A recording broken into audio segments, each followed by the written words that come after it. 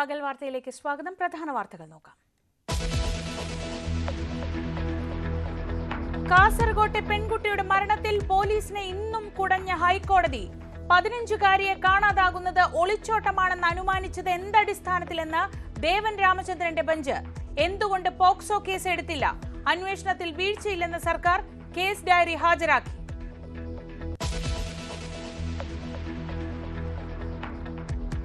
മീനച്ചിലെ love ജിഹാദ് പ്രസംഗത്തിൽ ഉറച്ച് PC George. പിന്തുണയുമായി BJP. കണക്ക് വേണമെങ്കിൽ മാധ്യമങ്ങൾ എണ്ണി നോക്കാൻ വെല്ലുവിളി. കേട്ടോ, വിവാഹം കഴിച്ച് പോകണമെങ്കിൽ നല്ലതാണ്. എനിക്ക് തർക്കമില്ലെന്ന്. ഇപ്പം മറ്റു മതസ്ഥരെ കല്യാണം കഴിക്കാം, വളരെ എന്നാ കുഴപ്പം. പക്ഷെ ഇതല്ല, ഇവിടുന്ന് കല്യാണം കഴിച്ച് കൊണ്ടുപോകും, പിന്നെ എവിടെ പോയെന്ന് അറിയത്തില്ല. ഞാൻ അറിയുന്നത് അതുങ്ങളൊക്കെ ജീവിതം കട്ടപ്പയായെന്ന്.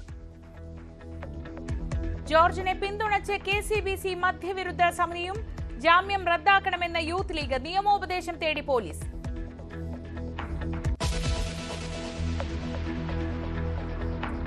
പോപ്പുലർ ഫ്രണ്ടിനെതിരെ കൂടുതൽ തെളിവുകളുണ്ടെന്ന് എൻഫോഴ്സ്മെന്റ് ഡയറക്ടറേറ്റ്. 13 വർഷത്തിനിടെ വിവിധ അക്കൗണ്ടുകളിലേക്ക് എത്തിയത് 262 കോടിയിലധികം രൂപ. പലതും നൽകിയത് ആരെന്ന് വ്യക്തമല്ല.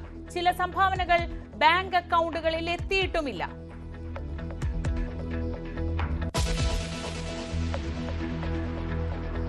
ദേശീയ ആരോഗ്യ മിഷൻ വഴി കേരളത്തിന് കൊടുക്കാൻ ബാക്കിയുള്ളത് ചെലവ് കണക്ക് സമർപ്പിക്കാത്തതിന്റെ തുക.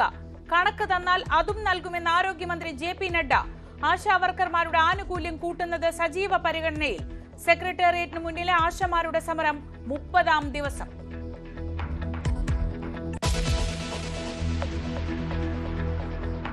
വയനാട് പുനരധിവാസ ടൗൺഷിപ്പിന്റെ പണി ഈ മാസം 27-ന് തുടങ്ങും. മുഖ്യമന്ത്രി തറക്കല്ലിടുമെന്ന് റവന്യൂ മന്ത്രി K രാജൻ നിയമസഭയിൽ. ദുരന്ത ബാധിതർക്ക് ചികിത്സയ്ക്ക് പോലും സർക്കാർ പണം നൽകുന്നില്ലെന്ന് T സിദ്ദിഖ്.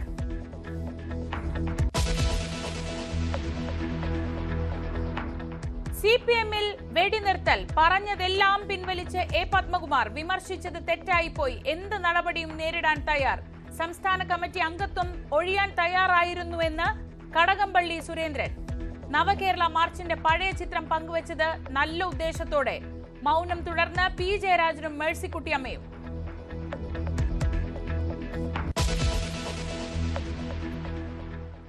വിശദമായ വാർത്തകൾ നോക്കാം. കാസർഗോഡ് പൈവളികയിലെ 15-കാരിയുടെ മരണത്തിൽ പോലീസിനെതിരെ ഹൈക്കോടതി. 15-കാരിയെ കാണാതാകുമ്പോൾ അത് ഒളിച്ചോട്ടമായി കാണരുതെന്ന് പോലീസിനോട് കോടതി. അന്വേഷണത്തിലുണ്ടായ വീഴ്ചകളിലും കോടതി വിശദീകരണം തേടി. അതേസമയം അന്വേഷണത്തിൽ വീഴ്ച സംഭവിച്ചിട്ടില്ലെന്നായിരുന്നു പോലീസ് കോടതിയിൽ അറിയിച്ചത്. വിവരങ്ങളുമായി TG സജിത്ത് ചേർന്നു. സജിത്ത്, ഇന്നലെ തന്നെ കോടതിയുടെ ഒരു പൊതുവികാരം എന്തായിരിക്കുമെന്ന സൂചനകൾ ലഭിച്ചിരുന്നു. പക്ഷെ ഇന്ന് കോടതിയിൽ പോലീസ് പറഞ്ഞ വിചിത്ര ന്യായം ഒളിച്ചോടിയതാണെന്ന് കരുതിയിരുന്നു എന്ന വിചിത്ര ന്യായത്തെയാണ് ശകാരത്തോടെ തന്നെ കോടതി നേരിട്ടത്. എന്തൊക്കെയായിരുന്നു ഈ കേസ് പരിഗണിച്ചപ്പോൾ ജസ്റ്റിസ് ദേവൻ രാമചന്ദ്രന്റെ ബെഞ്ച് പറഞ്ഞത്? ശ്രീജ സൂചിപ്പിച്ചതുപോലെ പോലീസിന്റെ വാദങ്ങളൊന്നും കോടതി അംഗീകരിക്കുന്നില്ല. പ്രത്യേകിച്ച് പോലീസ് ഒരു മുൻവിധിയോടുകൂടി ഈ സംഭവത്തെ നേരിട്ടു എന്നതാണ് കോടതി നടത്തിയ നിരീക്ഷണം. കഴിഞ്ഞ ദിവസം തന്നെ സമാന പരാമർശമുണ്ടായിരുന്നു. ഇന്ന് അന്വേഷണ ഉദ്യോഗസ്ഥൻ ഈ കേസ് ഡയറിയുമായി പോലീസ് കോടതിയിൽ ഹാജരായപ്പോഴും സമാന നിലപാട് തന്നെ എടുത്തു. അതിരൂക്ഷ വിമർശനമാണ് ഉന്നയിച്ചത്. അതിൽ ഏറ്റവും പ്രധാനപ്പെട്ട കാര്യം, ഈ 15-കാരിയെ കാണാതായി എന്ന പരാതി വന്നപ്പോൾ തന്നെ അത് ഒളിച്ചോട്ടമായിരുന്നു എന്നൊരു മുൻവിധിയിലേക്ക് പോലീസ് എത്തി. എന്തുകൊണ്ട് ഇത്തരമൊരു മുൻവിധി സ്വീകരിച്ചു? യഥാർത്ഥത്തിൽ ആ മുൻവിധി തന്നെയാണ് ഈ കുട്ടിയെ കണ്ടെത്താൻ ഇത്ര വൈകിയത്, അല്ലെങ്കിൽ അവരുടെ ജീവിതത്തിൽ ഒരു ദുരന്തം പോലും ഉണ്ടായതിന് ഇടവെച്ചത് എന്നതാണ് കോടതി പറയുന്നതിൻ്റെ സാരാംശം. പ്രത്യേകിച്ച് ഇതൊരു പോക്സോ കേസായി തന്നെ കണക്കിലെടുത്ത് നടപടിയെടുക്കണമായിരുന്നു. മാത്രമല്ല, ഈ കുട്ടിയുടെ ഫോൺ ലൊക്കേഷൻ കണ്ടെത്തുന്ന കാര്യത്തിലടക്കം പോലീസിന് വീഴ്ച പറ്റി. ഇത് എന്തുകൊണ്ട് സംഭവിച്ചു? ഈ ചോദ്യങ്ങളാണ് കോടതി ഉന്നയിക്കുന്നത്. അന്വേഷണത്തിൽ വീഴ്ചയില്ല എന്ന വാദം ഇന്ന് അഭിഭാഷകൻ കോടതിയിൽ നിലപാടെടുത്തു പോലീസിന് വേണ്ടി. പക്ഷേ കോടതി അത് അംഗീകരിച്ചില്ല. ഇക്കാര്യത്തിൽ പറ്റിയ വീഴ്ചകൾ ഓരോന്നായി കോടതി ചൂണ്ടിപ്പറയുകയായിരുന്നു. പോക്സോ കേസായി പരിഗണിച്ചുകൊണ്ട് ഇക്കാര്യത്തിൽ നടപടിയെടുക്കണമായിരുന്നു. അതിൽ വീഴ്ചയുണ്ടായി. 7 ദിവസത്തിന് ശേഷം പോലീസിനായി വിട്ടതിൽ വീഴ്ച ഉണ്ട്. ഇക്കാര്യമാണ് കോടതി പ്രധാനമായും ചൂണ്ടിക്കാട്ടുന്നത്. ഇതടക്കം ഈ സമൂഹത്തിലുണ്ടാകുന്ന മാറ്റങ്ങൾ, മൊബൈൽ ഫോണിൻ്റെ ഉപയോഗം കുട്ടികളിൽ ഉണ്ടാക്കുന്ന മാറ്റങ്ങൾ, ഇതൊക്കെ വിശദമായി പരാമർശിച്ചുകൊണ്ടാണ് കോടതി ഈ കേസ് പരിഗണിച്ചുമ്പോൾ നീക്കം നടത്തുന്നത്.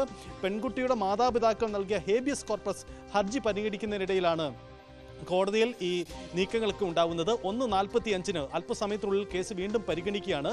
ഇതിൽ കോടതി നടത്താൻ പോകുന്ന തുടർ നിരീക്ഷണങ്ങൾ നിർണായകമാണ്. ഒപ്പം തന്നെ ഈ ഹർജി തീർപ്പാക്കുന്നതിൽ കോടതി മറ്റെന്തെങ്കിലും നീക്കങ്ങൾ ഉണ്ടാകുമോ എന്ന കാര്യം കൂടി പരിശോധിക്കുന്നുണ്ട്. പോലീസ് ആക്ടിലെ ഭേദഗതി അടക്കമുള്ള കടുത്ത നിർദ്ദേശങ്ങൾ കൂടി കോടതിയിൽ നിന്നും ഈ ഹർജിയുമായി ബന്ധപ്പെട്ട് ഉയർന്നു വരികയും ചെയ്യുന്നുണ്ട്. ശരി, ടീച്ചർ സജിത്താണ് വിവരങ്ങൾ നൽകിയത്.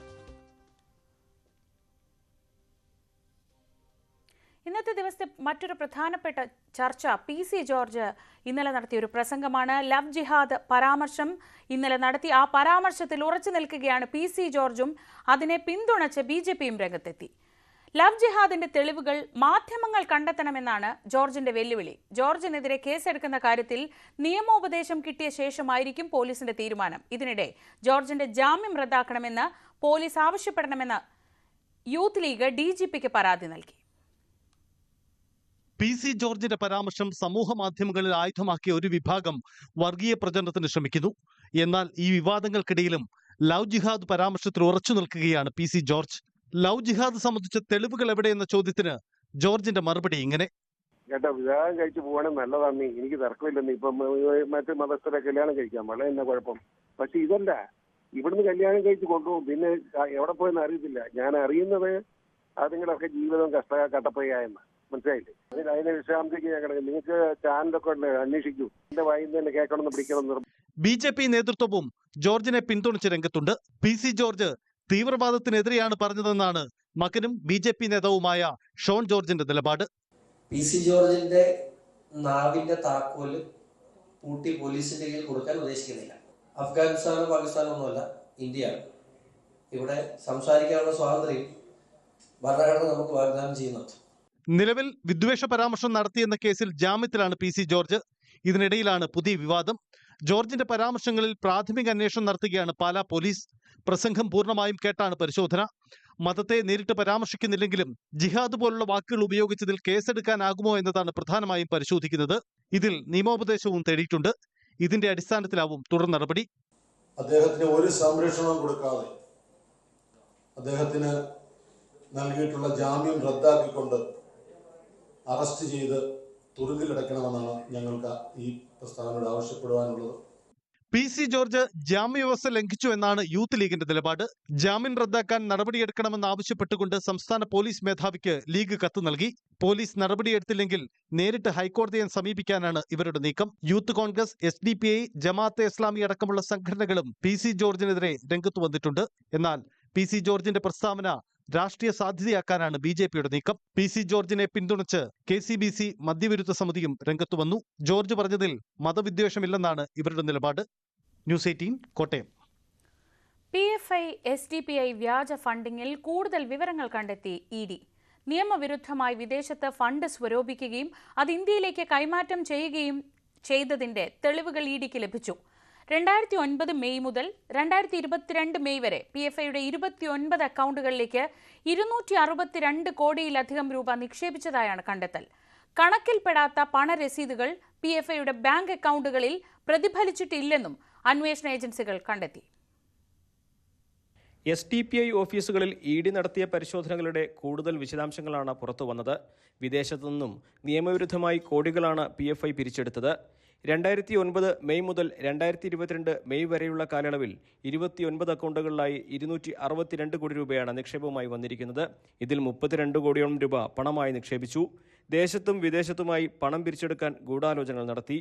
ആരുടേതെന്ന് വ്യക്തമാകാത്ത സംശയാസ്പദമായ ഒട്ടേറെ അക്കൗണ്ടുകളിൽ നിന്നും പണം സ്വീകരിച്ചിട്ടുണ്ട്. PFIയുടെ ഓഫീസുകളിലും ഭാരവാഹികളുടെ വസതികളിലും നേരത്തെ നടത്തിയ റെയ്ഡുകളിൽ വൻതോതിൽ കുറ്റകരമായ രേഖകളും ഡിജിറ്റൽ ഉപകരണങ്ങളും കണ്ടെടുത്തിരുന്നു. ഇതോടെ എല്ലാം നടത്തിയത് കൃത്യമായ ആസൂത്രണത്തോടെയാണെന്ന് വ്യക്തമായി. ഈ പണം ദേശവിരുദ്ധ പ്രവർത്തനങ്ങൾക്കാണ് ഉപയോഗിച്ചതെന്നും ED വിലയിരുത്തുന്നുണ്ട്. ചാരിറ്റിയുടെ മറവിൽ പണം കൈമാറ്റം നടത്തിയെന്നും റിപ്പോർട്ടിൽ പറയുന്നു. പല വ്യക്തികൾക്കും സഹായമെന്ന രീതിയിൽ നിക്ഷേപിച്ച തുക പിന്നീട് PFI അക്കൗണ്ടിലേക്ക് കൈമാറ്റം ചെയ്യപ്പെട്ടിരിക്കുന്നു. പല വ്യക്തികളുടെയും അക്കൗണ്ടുകൾ പണം വിദേശത്തുനിന്ന് കൈമാറാൻ വേണ്ടി PFI ഉപയോഗപ്പെടുത്തി. വിദേശത്ത് ധനസമാഹാരമടക്കമുള്ള കാര്യങ്ങളിൽ പ്രത്യേക ആളുകളെ നിയോഗിച്ചിരുന്നു. അങ്ങനെ ലഭിക്കുന്ന പണം ഇവരാണ് ഇന്ത്യയിലേക്ക് കടത്തുന്നതെന്നും റിപ്പോർട്ടിൽ പറയുന്നു. SDPI PFIയുടെ രാഷ്ട്രീയ മുഖമാണെന്നും ആശയപ്രചരണത്തിനും രാഷ്ട്രീയ നേട്ടങ്ങൾക്കും PFIയുടെ ഫണ്ടോടെ പ്രവർത്തിക്കുന്ന സംഘടനയാണ് SDPI എന്നും ED വ്യക്തമാക്കുന്നുണ്ട്. News desk, news 18. ആശാ വർക്കർമാർക്കുള്ള ആനുകൂല്യം വർദ്ധിപ്പിക്കുമെന്ന് ആരോഗ്യമന്ത്രി ജെ.പി. നഡ്ഡ രാജ്യസഭയിൽ. കേരളത്തിന് കുടിശ്ശികയൊന്നും ഇനി നൽകാനില്ലെന്നും ആരോഗ്യമന്ത്രി CPI അംഗം പി സന്തോഷ് കുമാറിന്റെ ചോദ്യത്തിന് സഭയിൽ മറുപടി നൽകി.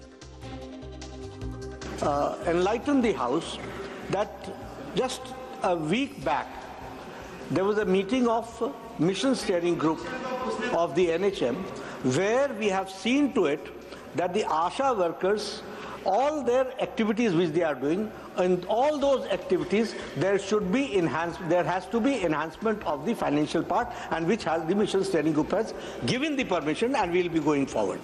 That is the enrollment. ER Ragesh വിവരങ്ങളുമായി. രാഗേഷ്, ഇത് ആദ്യമായാണ് നമുക്ക് കേന്ദ്രത്തിന്റെ ഭാഗത്തു നിന്ന് ഒരു ഔദ്യോഗിക വിശദീകരണം ഈ വിഷയത്തിൽ ലഭിക്കുന്നത്. അതിൽ ശുഭകരമായ ഒരു കാര്യം ഇവർക്കുള്ള ആനുകൂല്യങ്ങൾ വർദ്ധിപ്പിക്കാൻ തീരുമാനിച്ചു എന്നതാണ്. പക്ഷേ കേരളത്തെ സംബന്ധിച്ച് കേരളം ഇപ്പോഴും പറഞ്ഞുകൊണ്ടിരിക്കുന്ന കേന്ദ്രത്തിന്റെ ഭാഗത്തു നിന്നുള്ള പ്രശ്നങ്ങൾ കാരണമാണ് ഇവിടെ ഈ ആശാ വർക്കർമാർക്ക് പൈസ കൊടുക്കാൻ കഴിയാത്തത് എന്ന വാദം. ഇന്നിപ്പോൾ ആ കാര്യത്തിൽ ഒരു വിശദീകരണം ജെ.പി. നഡ്ഡ നൽകുന്നുണ്ടല്ലോ, എന്താണത്?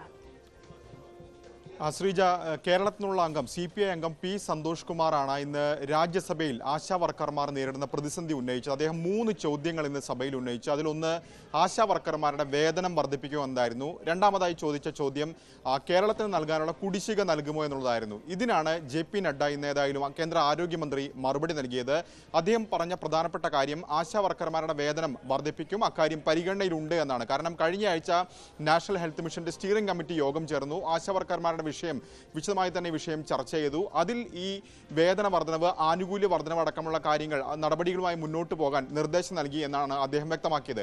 രണ്ടാമതായാണ് കേരളത്തിലെ കുടിശ്ശിക സംബന്ധിച്ച കാര്യത്തിൽ കേന്ദ്ര ആരോഗ്യമന്ത്രി വ്യക്തത വരുത്തിയത്. അദ്ദേഹം പറയുന്നത് കേരളത്തിന് നിലവിൽ ഒരു കുടിശ്ശികയും നൽകാനല്ല, എല്ലാ പണവും നൽകിയിട്ടുണ്ട് എന്നാണ് ആരോഗ്യമന്ത്രിയുടെ ഭാഗത്തുനിന്ന് പ്രതികരണം വന്നിട്ടുള്ളത്. പക്ഷേ കേരളം ഈ വിനിയോഗിച്ച തുകയുടെ വിനിയോഗ സർട്ടിഫിക്കറ്റ് ഇതുവരെ നൽകിയിട്ടില്ല എന്നുകൂടി ഇപ്പോൾ ജെ.പി. നഡ്ഡ വ്യക്തമാക്കിയിരിക്കുകയാണ്. ഏതായാലും ഈ വിനിയോഗ സർട്ടിഫിക്കറ്റ് ഏത് വർഷത്തെയാണ് നൽകാനുള്ളത്, സന്തോഷ് കുമാർ ആവശ്യപ്പെട്ട തുക അത് ഏത് വർഷത്തെയാണ് തുടങ്ങിയ കാര്യങ്ങളിൽ വ്യക്തതയില്ല.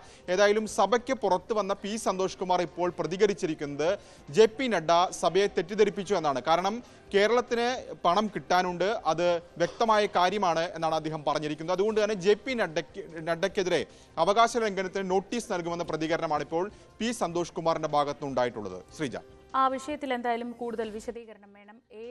എത്ര വരെയുള്ള പൈസ നൽകി എന്നാണ് കേന്ദ്രം അവകാശപ്പെടുന്നത്, കേരളം കിട്ടിയില്ല എന്ന് പറയുന്നത് ഏത് തുകയാണ്? ഇക്കാര്യത്തിലായിരിക്കും ഇനി ഒരു വിശദീകരണം വേണ്ടിവരിക. അതേസമയം ഓണറേറിയം വർധന ഉൾപ്പെടെ ആവശ്യപ്പെട്ട് സെക്രട്ടേറിയറ്റിന് മുന്നിൽ ആശാ വർക്കർമാർ രാപ്പകൽ സമരം തുടങ്ങിയിട്ട് ഇന്ന് 1 മാസമാവുകയാണ്. വിവാദങ്ങളും അധിക്ഷേപ പരാമർശവും പോലീസ് ഇടപെടലും ഒക്കെ വന്നതോടെ സമരത്തിന് വൻ ജനപിന്തുണ ലഭിച്ചു. മാസം 1 കഴിഞ്ഞിട്ടും സർക്കാർ ഇടപെടൽ വൈകുന്ന പശ്ചാത്തലത്തിൽ 2ാം ഘട്ടത്തിലേക്ക് കടക്കുകയാണ് അവരുടെ സമരം.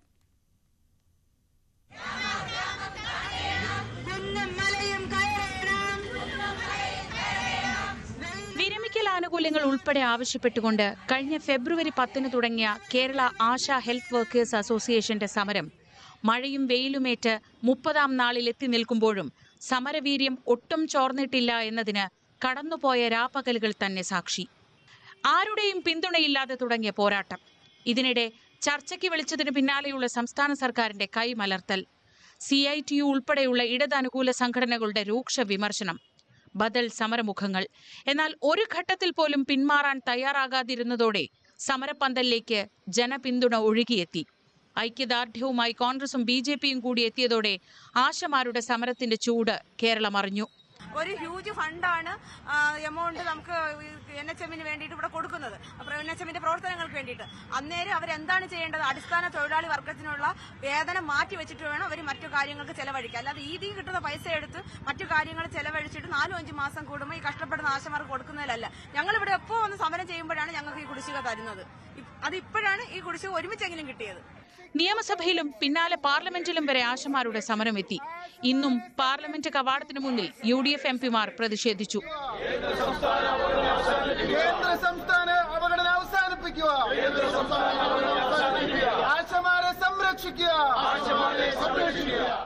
രണ്ടാം ഘട്ട സമരമുഖം തുറക്കുമ്പോഴും ഉന്നയിക്കുന്ന ആവശ്യങ്ങൾ കണ്ടില്ലെന്ന് നടിക്കുന്ന സർക്കാരിനോടും വകുപ്പിനോടും ആശമാർക്ക് ഒന്നേ പറയാനുള്ളൂ. ആശമാർക്ക് തരാനുള്ള പൈസ ഞങ്ങൾക്ക് നിത്യമായി തരണം. ഒരു ദിവസം ചായ കുടിക്കുന്ന കാശില്ല, ഞങ്ങൾക്ക് ഒരു ദിവസം കിട്ടണ വേദനയും ഒരുമിച്ചാണ് ഇപ്പൊ ഞങ്ങൾ അനുഭവിച്ചുകൊണ്ടിരിക്കുന്നത്.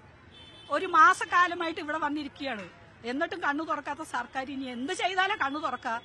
ഞങ്ങൾ ഇവിടെ കിടന്ന് മരിച്ചാലും ശരി, ഇതിൽ നിന്ന് പിന്മാറണ പ്രശ്നമേ ഇല്ല. വരുന്ന 17-ന് നടക്കുന്ന സെക്രട്ടേറിയറ്റ് ഉപരോധത്തിൽ സംസ്ഥാനത്തെ ഭൂരിഭാഗം ആശാപ്രവർത്തകരെയും എത്തിക്കാനാണ് നീക്കം. വിവിധ സംഘടനകളുടെ പിന്തുണയും ആശാവർക്കർമാർ പ്രതീക്ഷിക്കുന്നു. ന്യൂസ് 18 തിരുവനന്തപുരം. മയപ്പെട്ട് കടകംപള്ളിയും പത്മകുമാറും.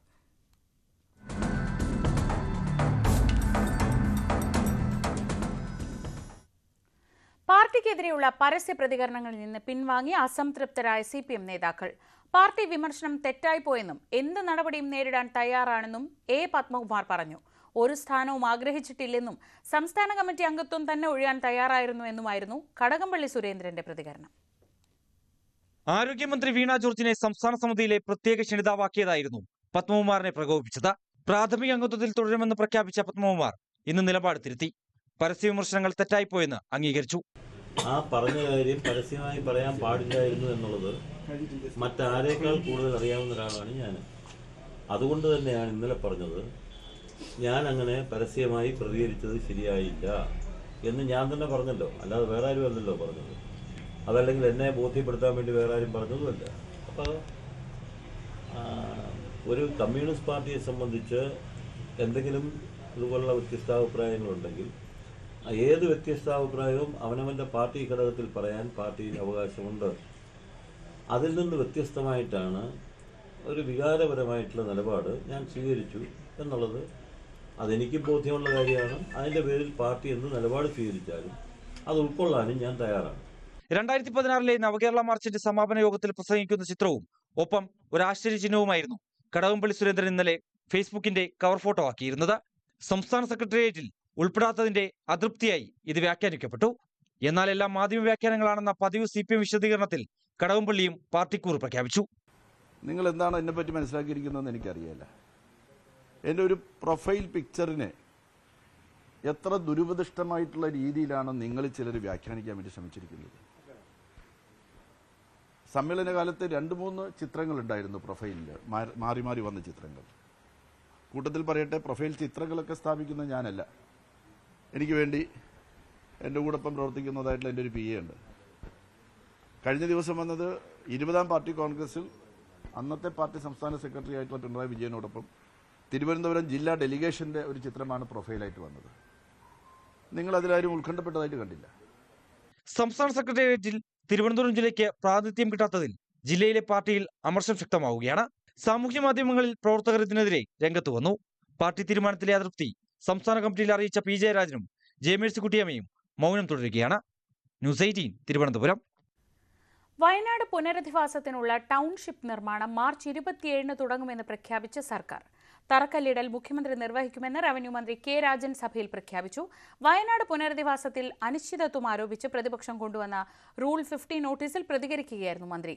ദുരന്തമുണ്ടായപ്പോൾ മാലാഖയാകേണ്ട കേന്ദ്രം ചെകുത്താനായി അവതരിക്കുന്നതാണ് കണ്ടതെന്ന് റവന്യൂ മന്ത്രി കുറ്റപ്പെടുത്തി. ഭൂമി ബോണ്ട് അനുസരിച്ച് 10 ദിവസത്തിനകം ഏറ്റെടുക്കാൻ കഴിയുന്ന വിധത്തിലേക്ക് ആ നടപടി പോയി എന്ന് മാത്രമല്ല സാർ, ഞാൻ ഈ സഭയെ അറിയിക്കട്ടെ, നമുക്കെല്ലാവർക്കും ചേർന്ന് ബഹുമാനപ്പെട്ട മുഖ്യമന്ത്രിയും പ്രതിപക്ഷ നേതാവും നമ്മളെല്ലാവരും ചേർന്ന് ഈ വരുന്ന മാർച്ച് മാസം 27-ാം തീയതി അവിടെ നിർമ്മിക്കുന്ന ടൗൺഷിപ്പിന്റെ തറക്കല്ലിട്ട നിർമ്മാണ പ്രവർത്തനത്തിലേക്ക് കേരളം പോകാൻ പോവുകയാണ്. നമ്മളെല്ലാവരും ഒരുമിച്ചായിരിക്കും ആ കാര്യങ്ങളിൽ ഉണ്ടാവുക എന്ന കാര്യം കൂടി ഞാൻ ഈ സഭയെ അറിയിക്കുകയാണ്. സംസ്ഥാനത്ത് ലഹരിവേട്ട തുടരുന്നു. ഓപ്പറേഷൻ ഡി ഹണ്ടിന്റെ ഭാഗമായുള്ള പരിശോധനയിൽ കോഴിക്കോട്ട് 79 ഗ്രാം MDMA-യുമായി 3 പേർ പിടിയിലായി. കൊച്ചിയിൽ 23 ഗ്രാം MDMA-യുമായി ആലപ്പുഴ സ്വദേശിയും പാലക്കാട്ട് 1.25 കിലോ കഞ്ചാവുമായി 2 ഇതര സംസ്ഥാന തൊഴിലാളികളും പിടിയിലായി. അതേസമയം പുതുതലമുറയെ മോശക്കാരായി ചിത്രീകരിക്കാനുള്ള ശ്രമം നടക്കുകയാണെന്ന് PC വിഷ്ണുനാഥ് സഭയിൽ പറഞ്ഞു. കുട്ടിക്കുറ്റവാളികൾ എന്ന ചാപ്പ കുത്തുന്നത് ശരിയാണോ എന്ന് സംശയമുണ്ടെന്ന് മന്ത്രി MB രാജേഷും പറഞ്ഞു. സംസ്ഥാനത്തെ ലഹരി വഴികൾ തേടിയുള്ള അന്വേഷണത്തിൽ ഓരോ ദിവസവും പുറത്തുവരുന്നത് നിരവധി കേസുകളാണ്. കോഴിക്കോട് കണ്ടംകുളങ്ങരയിൽ 79 ഗ്രാം MDMA-യുമായി 3 പേരാണ് എലത്തൂർ പോലീസിന്റെ പിടിയിലായത്. കോഴിക്കോട് സ്വദേശികളായ മിഥുൻ രാജ്, നിജിൽ, രാഹുൽ എന്നിവരെ കണ്ടംകുളങ്ങരയിലെ ഹോം സ്റ്റേയിൽ വെച്ചാണ് പിടിച്ചത്.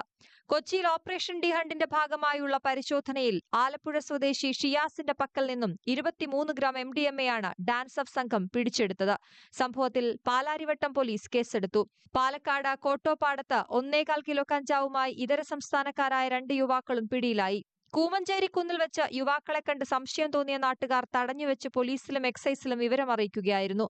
പശ്ചിമബംഗാൾ സ്വദേശികളായ പ്രദീപ് ജാന, സദ്ദാം ഹുസൈൻ മൊല്ല എന്നിവരാണ് പിടിയിലായത്.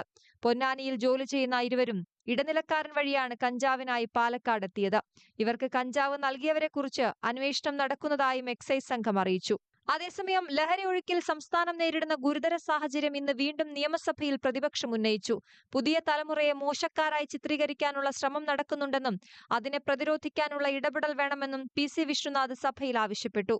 കുട്ടികളെ ഈ സംഭവങ്ങൾക്ക് ശേഷം വല്ലാതെ അങ്ങോട്ട് സാമാന്യവൽക്കരിച്ച് ഈ പുതിയ തലമുറ മുഴുവൻ സാമൂഹ്യ പ്രതിബദ്ധതയില്ലാത്തവരും കൊള്ളരുതാത്തവരുമാണെന്ന ഒരു പ്രചരണവും കൂടെ സമാന്തരമായി നടക്കുന്നുണ്ട്. അതിനെയും നമുക്ക് നേരിടേണ്ടതായിട്ടുണ്ട്. യഥാർത്ഥത്തിൽ ഇപ്പോൾ ഫ്ലഡിന്റെ സമയത്താണെങ്കിലും കോവിഡ് കാലത്താണെങ്കിലും നമ്മുടെ ചെറുപ്പക്കാർ വളരെ സാമൂഹ്യ പ്രതിബദ്ധതയോടുകൂടി പ്രതികരിച്ച അനുഭവങ്ങൾ നമ്മുടെ മുമ്പിലുണ്ട്. ലഹരിക്കെതിരായ ബോധവൽക്കരണത്തിനായി സ്കൂളുകളിൽ ജാഗ്രതാ സമിതികൾ തുടങ്ങിയതായി മന്ത്രി MB രാജേഷ് സഭയെ അറിയിച്ചു. കുട്ടികൾക്കിടയിലെ അക്രമവാസന കൂടുന്നത് മനഃശാസ്ത്രപരമായി കൂടി സമീപിക്കണം. ഇതിനായി വിദഗ്ധരെ ഉൾപ്പെടുത്തി പഠനം നടത്തും. കുട്ടിക്കുറ്റവാളികളെന്ന് ചാപ്പ കുത്തുന്നത് ശരിയാണോ എന്ന് സംശയമുണ്ടെന്നും മന്ത്രി പറഞ്ഞു. വിദ്യാലയങ്ങളിലെ ലഹരി വിരുദ്ധ ക്യാമ്പയിനിൽ വിദ്യാർത്ഥികൾക്കിടയിൽ ലഹരി വസ്തുക്കളുടെ ദുരുപയോഗവും ആസക്തിയും തടയാൻ ലക്ഷ്യമിട്ടുള്ള വിവിധ പ്രവർത്തന പദ്ധതികൾ സർക്കാർ നടപ്പാക്കി വരുന്നു. സമൂഹത്തെ ശാക്തീകരിക്കൽ, ആരോഗ്യകരമായ ജീവിതശൈലി പ്രോത്സാഹിപ്പിക്കുന്നതിനുള്ള പിന്തുണാ സംവിധാനങ്ങൾ എന്നിവ ഇതിൽ പ്രധാനമായും ഉൾപ്പെടുത്തിയിട്ടുണ്ട്. സംസ്ഥാനത്ത് കഴിഞ്ഞ 2 ആഴ്ചയ്ക്കിടെ ഓപ്പറേഷൻ ഡി ഹണ്ടിലൂടെ 5000-ലധികം പേരെയാണ് പിടികൂടിയത്. വരും ദിവസങ്ങളിലും പരിശോധന കൂടുതൽ ശക്തമാക്കും. News desk, news 18. വെഞ്ഞാറമൂട് കൂട്ടക്കൊലക്കേസിൽ 2ാം ഘട്ട തെളിവെടുപ്പിനിടെ മനഃപൂർവ്വം ആശയക്കുഴപ്പം സൃഷ്ടിച്ച് പ്രതി അഫാൻ. ചുള്ളാളത്തെ പിതൃസഹോദരൻ അബ്ദുൾ ലത്തീഫിന്റെ വീട്ടിലെത്തിച്ചുള്ള തെളിവെടുപ്പിനിടെയാണ് പ്രതി പോലീസിനെ ആശയക്കുഴപ്പത്തിലാക്കിയത്. എലിവിഷം ഉൾപ്പെടെ മറ്റ് സാധനങ്ങൾ വാങ്ങിയ വ്യാപാര സ്ഥാപനങ്ങളിലും എത്തിച്ച് ഇന്ന് തെളിവെടുപ്പ് നടത്തി. മുഖത്തും ശരീരഭാഷയിലും യാതൊരു ഭാവഭേദവുമില്ലാതെ 2ാം ഘട്ട തെളിവെടുപ്പിലും പോലീസിനോട് അഫാൻ കൊടും ക്രൂരകൃത്യത്തിന്റെ കാര്യങ്ങൾ വിശദീകരിച്ചു. അബ്ദുൾ ലത്തീഫിനെ കൊലപ്പെടുത്തിയത് കണ്ടതിനാലാണ് ഭാര്യ സജിതയെയും വകവരുത്തിയതെന്നാണ് പ്രതി പോലീസിന് നൽകിയ മൊഴി. മൃതദേഹത്തിന് സമീപമിരുന്ന് സിഗരറ്റ് വലിച്ച ശേഷമാണ് വീട് വിട്ടിറങ്ങിയത്. ഇതിനിടെ ഇവിടെ നിന്ന് കൈക്കലാക്കിയ മൊബൈൽ ഫോണും വീടിന്റെ താക്കോലും സമീപത്തെ ഒഴിഞ്ഞ പറമ്പിൽ ഉപേക്ഷിച്ചെന്നും പ്രതി പോലീസിനോട് പറഞ്ഞു. അഫാനുമായി നടത്തിയ തെളിവെടുപ്പിനിടെ ഈ സാധനങ്ങൾ വീട്ടുപരിസരത്ത് നിന്ന് കണ്ടെടുത്തു. അഫാൻ പറഞ്ഞ മൊഴികളുമായി ബന്ധിപ്പിക്കുന്ന വിവരങ്ങൾ അബ്ദുൾ ലത്തീഫിന്റെ മൊബൈൽ ഫോൺ പരിശോധിക്കുന്നതിലൂടെ ലഭ്യമാകുമെന്നാണ് പോലീസിന്റെ പ്രതീക്ഷ. കിളിമാനൂർ പോലീസിന്റെ നേതൃത്വത്തിലുള്ള സംഘം പേരമലയിലെ അഫാന്റെ വീട്ടിലെത്തി എതിരാളികളെ ആക്രമിക്കാനായി വാങ്ങിക്കരുതിയിരുന്ന 1 കിലോയോളം വരുന്ന മുളക് പൊടി കണ്ടെത്തി. പിന്നീട് സിഗരറ്റ്, എലിവിഷം, ചുറ്റിക, പെപ്സി, മുളക് പൊടി, ബാഗ് എന്നിവ വാങ്ങിയ കടകളിലും എത്തിച്ച് തെളിവെടുപ്പ് പൂർത്തിയാക്കി. നാളെ ഉച്ചയ്ക്ക് ശേഷം പ്രതിയെ കോടതിയിൽ ഹാജരാക്കും. ന്യൂസ് 18 തിരുവനന്തപുരം.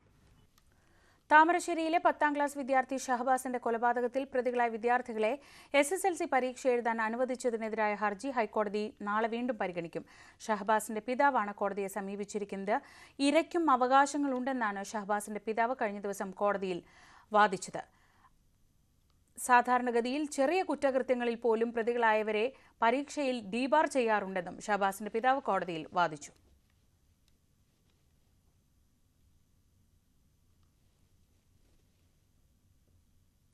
കൊല്ലത്ത് ഉപേക്ഷിച്ച നിലയിൽ കണ്ടെത്തിയ സ്യൂട്ട് കേസിനുള്ളിൽ മനുഷ്യന്റെ അസ്ഥികൂടം. CSI പള്ളിക്ക് സമീപമുള്ള പറമ്പിൽ ഉപേക്ഷിച്ച നിലയിലായിരുന്നു സ്യൂട്ട് കേസ്. അസ്ഥികൂടത്തിന് 2 വർഷത്തിലേറെ പഴക്കമുണ്ടെന്നാണ് പോലീസിന്റെ നിഗമനം. ഇന്ന് രാവിലെ CSI പള്ളി സെമിത്തേരിയോട് ചേർന്ന പറമ്പിൽ പൈപ്പ് നന്നാക്കാനെത്തിയവരാണ് ഉപേക്ഷിച്ച നിലയിൽ സ്യൂട്ട് കേസ് കണ്ടെത്തിയത്. തുടർന്ന് പോലീസ് നടത്തിയ പരിശോധനയിൽ പെട്ടിക്കുള്ളിൽ മനുഷ്യന്റെ അസ്ഥികൂടമാണെന്ന് സ്ഥിരീകരിച്ചു. പ്ലാസ്റ്റിക്കിൽ പൊതിഞ്ഞ നിലയിലായിരുന്നു അസ്ഥികൂടം. ദ്രവിച്ചു തുടങ്ങിയിട്ടുണ്ട്. തലയൊട്ടിയും അസ്ഥികളുമാണ് പെട്ടിയിൽ പൊതിഞ്ഞ നിലയിലുണ്ടായിരുന്നത്. ആരെങ്കിലും പെട്ടിയിലാക്കി ഉപേക്ഷിച്ചതാണോ എന്നാണ് സംശയം. അസ്ഥികൂടത്തിന് 2 വർഷത്തിലേറെ പഴക്കമുണ്ടെന്നാണ് നിഗമനം. ഫോറൻസിക് പരിശോധനയ്ക്ക് ശേഷമേ കൂടുതൽ വ്യക്തത വരൂവെന്ന് city police commissioner Kiran Narayanan പറഞ്ഞു. ചെറിയ സൂട്ട്കേസാണ്, എല്ലാം പാർട്ടും ഇല്ല, ഫുള്ളി ഡികമ്പോസ്ഡ് ആണ്. വെരി നമ്മുടെ പറമ്പ് എടുപ്പാക്കുമ്പോഴോ അല്ലെങ്കിൽ പറമ്പ് പുതിയത് വാങ്ങിക്കുമ്പോഴോ we are exploring all angles. റോഡിൽ നിന്ന് സെമിത്തേരിയുടെ ഭാഗത്തേക്ക് അസ്ഥികൂടം വലിച്ചെറിഞ്ഞതാകാമെന്നാണ് സൂചന. പ്രദേശത്ത് നിന്ന് വർഷങ്ങൾക്ക് മുൻപ് കാണാതായവരെ കേന്ദ്രീകരിച്ചാണ് അന്വേഷണം. കൊല്ലം ഈസ്റ്റ് പോലീസിനാണ് അന്വേഷണ ചുമതല. വിശദമായ ശാസ്ത്രീയ പരിശോധന നടത്താനാണ് പോലീസിന്റെ തീരുമാനം. ന്യൂസ് 18 കൊല്ലം. സംസ്ഥാനത്ത് വേനൽ ചൂടിന് അല്പം ആശ്വാസം. ഇന്ന് 4 ജില്ലകളിൽ മഴ മുന്നറിയിപ്പുണ്ട്. തിരുവനന്തപുരം, കൊല്ലം, പത്തനംതിട്ട, ഇടുക്കി ജില്ലകളിലാണ് യെല്ലോ അലർട്ട് പ്രഖ്യാപിച്ചത്. തിരുവനന്തപുരം, കൊല്ലം ജില്ലകളിൽ കടലാക്രമണത്തിനും കള്ളക്കടൽ പ്രതിഭാസത്തിനും സാധ്യതയുണ്ടെന്നും കാലാവസ്ഥാ വകുപ്പ് അറിയിച്ചു. ബംഗാൾ ഉൾക്കടലിൽ രൂപപ്പെട്ട ന്യൂനമർദ്ദം കാരണം തമിഴ്നാട്ടിലും ശക്തമായ മഴയാണ്. കന്യാകുമാരി, തൂത്തുക്കുടി, തിരുനെൽവേലി, തെങ്കാശി ജില്ലകളിൽ ഓറഞ്ച് അലർട്ടും മറ്റെല്ലാ ജില്ലകളിലും യെല്ലോ അലർട്ടുമാണ്.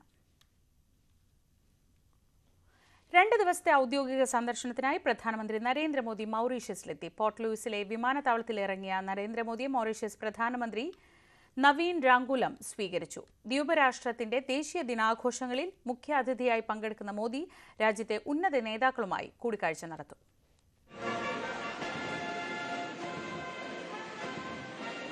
മൗറീഷ്യസ് പ്രധാനമന്ത്രി നവീൻ രാങ്കൂലത്തിന്റെ ക്ഷണത്തെ തുടർന്നാണ് ദേശീയ ദിനാഘോഷങ്ങളിൽ മുഖ്യാതിഥിയായി മോദി എത്തിയത്.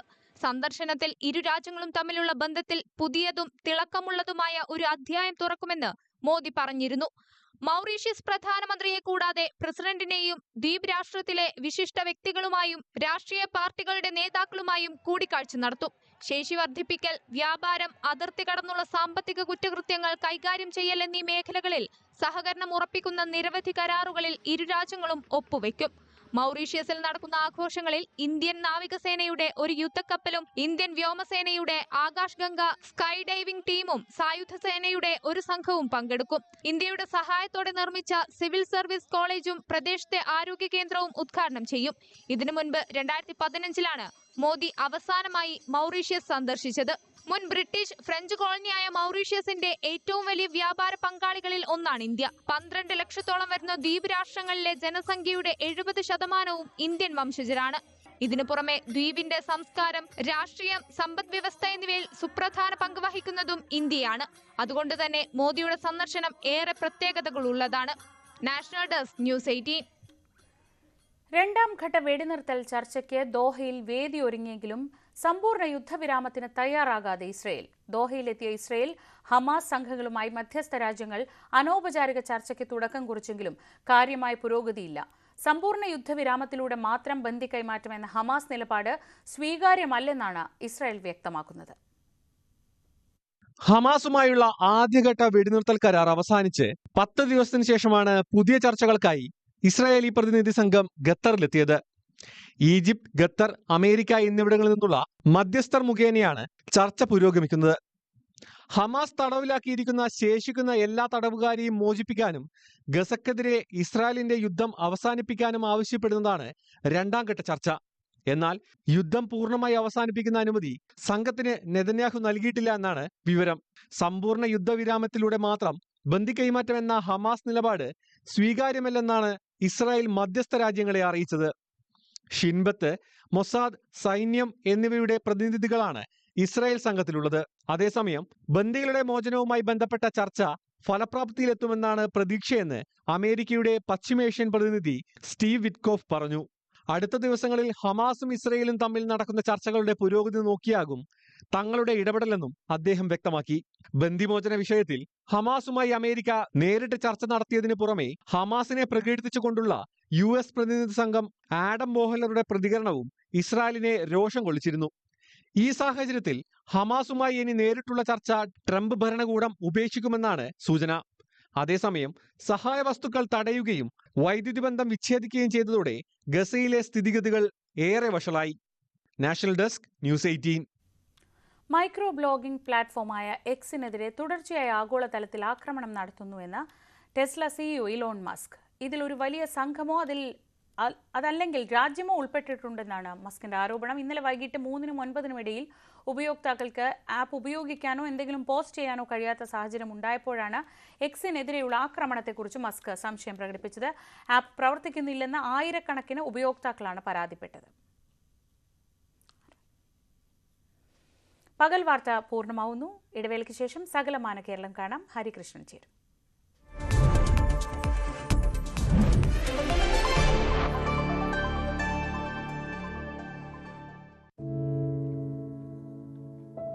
പെരുകുന്ന കുറ്റകൃത്യങ്ങളുടെ വാർത്തകൾ എല്ലാ ദിവസവും വായിച്ച് തളരുന്ന കാലമാണ് മാധ്യമപ്രവർത്തക എന്ന രീതിയിൽ ഇപ്പോൾ. അതിൽ മിക്കതിലും കാരണം ലഹരിയാണെന്നും പ്രതികളാകുന്നതും ഇരകളാകുന്നതും പുതിയ തലമുറയിലെ കുട്ടികളാണെന്ന് കൂടി പറയേണ്ടി വരുമ്പോൾ രക്ഷാകർത്താവ് എന്ന നിലയിൽ സമാധാനം പോലും കെട്ടുപോകുന്ന സമയമാണ്. ആരെയാണ് തിരുത്തുക? ആരെയാണ് നന്നാക്കുക? ഈ പുതിയ തലമുറയാണോ അതോ അവർക്ക് മാതൃകയാകേണ്ട നമ്മളെ തന്നെയാണോ? 4ാമത്തെ പെഗിൽ ഐസ് ക്യൂബ് വീഴുമ്പോൾ ഞാൻ എവിടെ എത്തുമെന്ന് പറയുന്ന നായകനെ വേണ്ട എന്ന് പറയാൻ ഒരിക്കലും നമുക്ക് കഴിഞ്ഞിട്ടില്ല. എല്ലാ പ്രതിസന്ധികളിൽ നിന്നും എഴുന്നേറ്റ് വരാൻ ലഹരി ഒപ്പം വേണമെന്നും വിഷമത്തിലും സന്തോഷത്തിലുമെല്ലാം ലഹരി കൂടെ ഉണ്ടാകണം എന്ന് പറഞ്ഞ തലമുറയാണ് നമ്മുടേത്. ലഹരിക്ക് കുടുംബ സദസ്സുകളിൽ ഉണ്ടായിരുന്ന ടാബു പോലും തുടച്ചു കളഞ്ഞ തലമുറയാണ് നമ്മുടേത്. അച്ഛനും അമ്മയും കുട്ടികളുടെ മുന്നിലിരുന്ന് മദ്യപിക്കുന്ന കാലത്ത് ഇതിലും വലിയ ലഹരിയിലേക്ക് കടക്കരുതെന്ന് കുട്ടികളോട് ആ രക്ഷിതാക്കൾക്ക് എങ്ങനെയാണ് പറയാൻ കഴിയുക? നോക്കൂ, കൈവിട്ടു പോകുന്നത് നമുക്കാണ്. അതിന്റെ വലിയ വിപത്ത് അനുഭവിക്കുന്നത് പുതിയ തലമുറയും.